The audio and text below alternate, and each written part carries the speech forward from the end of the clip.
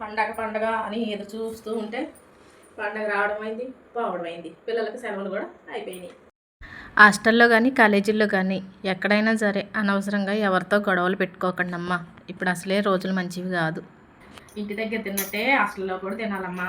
హాస్టల్లో ఫుడ్ బాగలేదని ఏ పూట కాపూట తినకోకుండా ఉంటే ఒక రోజుది కాదు 2 రోజులది కాదు, చదువు అయిపోయిన దాకా తప్పదు. కళ్ళు మూసుకొని తినాలి, నచ్చినా నచ్చకపోయినా. ఇందులో స్నాక్స్ పచ్చళ్ళు పెట్టా.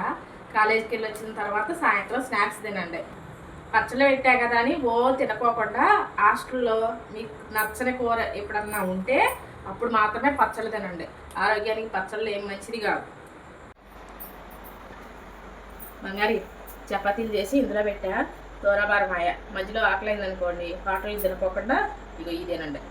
పాడైపోలే చపాతీలు. ఆగండి ఆగండి.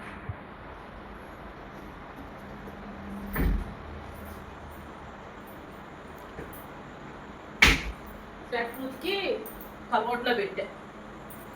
ఇది బస్సులో సరిపెట్టింది. ఇగో బస్సులో నిద్రకాళ్ళ మీద దిగేటప్పుడు సంచి మర్చిపోయారు. ఇప్పుడు ఏడంటే డాడీ పెడతారు, అక్కడ మర్చిపోయారంటే ఒక దానికోసం మళ్ళీ ఇబ్బంది పడాల్సి వచ్చింది. మిమ్మల్ని బస్సు రాగానే ఇంటికి వచ్చేయకోకుండా పిల్లలు బస్సు ఎక్కి బస్సు కదిలిన తర్వాతే మీరు రండి.